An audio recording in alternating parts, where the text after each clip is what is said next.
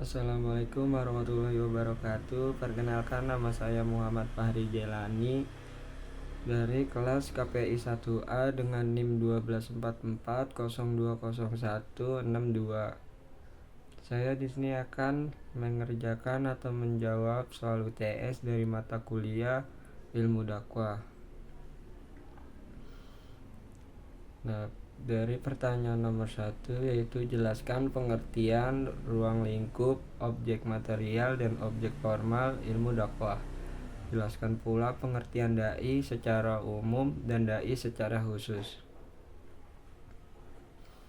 Ruang lingkup dakwah mengandung 3 unsur, yaitu yang pertama ada al-tawjih, kedua ada al-taghir, dan ketiga ada al-raja. Al-tawjih yaitu memberikan tuntunan dan pedoman serta jalan hidup mana yang harus dijalani oleh manusia dan jalan mana yang harus dihindari. Dan yang kedua ada al-taghir, yaitu mengubah dan memperbaiki keadaan seseorang atau masyarakat kepada suasana hidup baru yang didasarkan pada nilai-nilai Islam. Dan yang ketiga ada al-raja, yaitu memberikan pengharapan kepada sesuatu nilai agama yang disampaikan.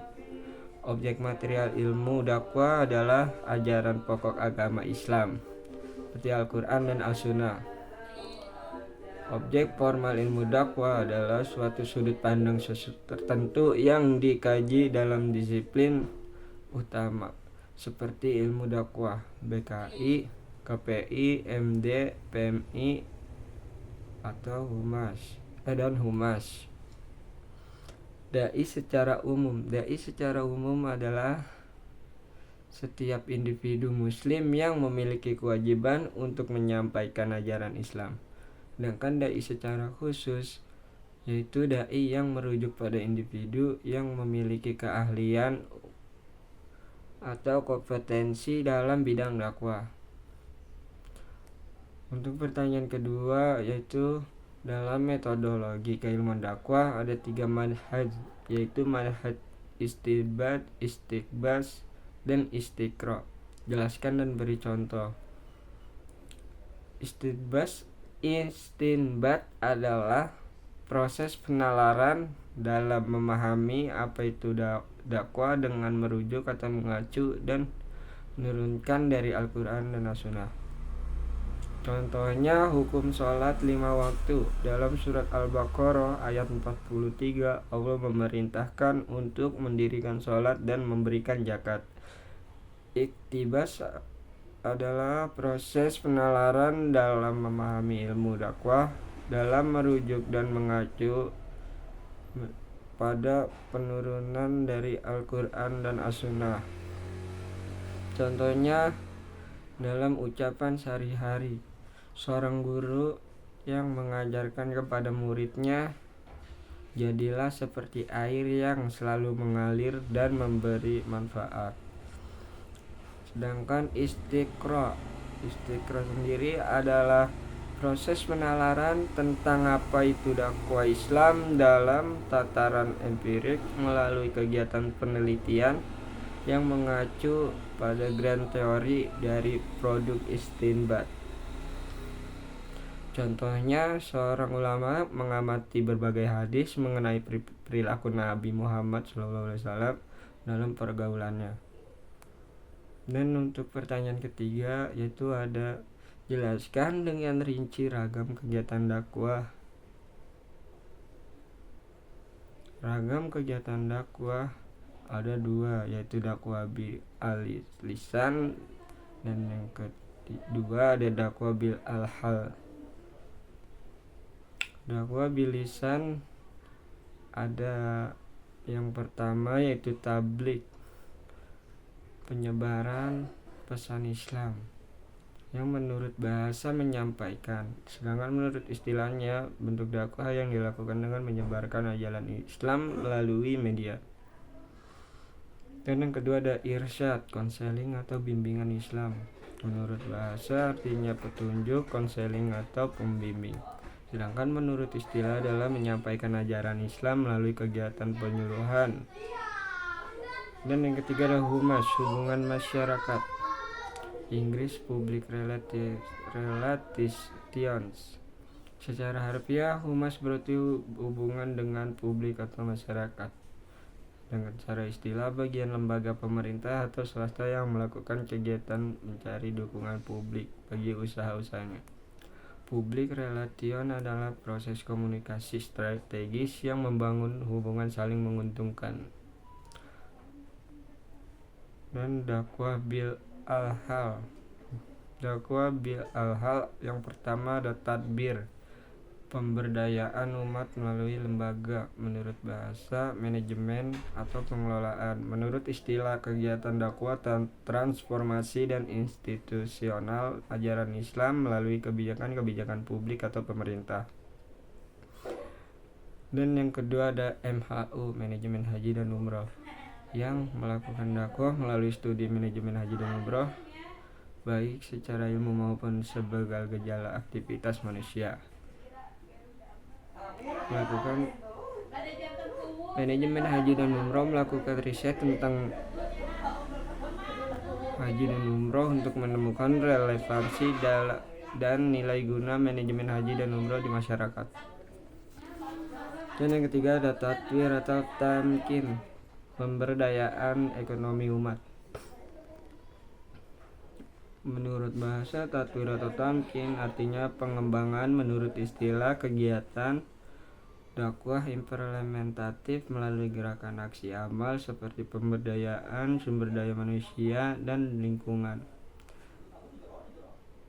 Untuk pertanyaan nomor 4, yaitu jelaskan dengan rinci ragam konteks dakwah. Konteks dakwah ada 7: dakwah nafsiyah, dakwah fardiyah, dakwah fi'ah qalilah, dakwah fi'ah katsirah, dakwah hizbiyah, dakwah ummah, dan dakwah subiyah qaubaliyah.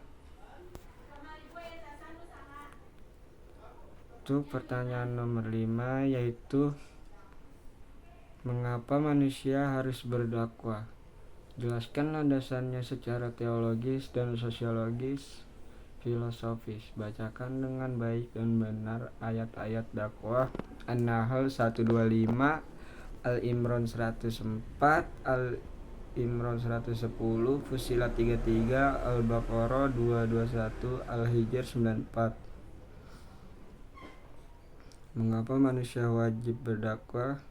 Karena kewajiban agama dan dakwah adalah perintah dari Allah untuk menyebarkan kebaikan dan ajaran agama, untuk memperbaiki diri sendiri. Nah, untuk landasan teologis dakwah yaitu dari perintah agama, konsep ummah, dan akhlak dan moralitas.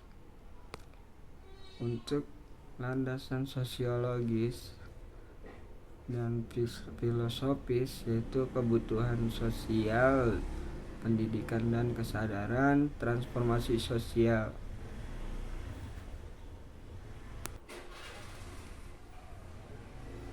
Untuk surat An-Nahl 125 yang berbunyi Bismillahirrahmanirrahim. Ud'u ila sabili rabbika bil hikmati wal mau'izatil hasanati wajadilhum billati hiya ahsan. Inna rabbaka huwa a'lamu biman dhalla an sabilihi wa huwa a'lamu bil muhtadin. Dan untuk Al-Imran 104, wal takunu mankum ummatun yad'una illal khairi wa ya'muruna bil ma'ruf wa yanhauna 'anil munkar wa ulaika humul muflihun. Untuk Al-Imran 110, kuntum khaira ummatin ukhrijat linnasi ta'muruna bil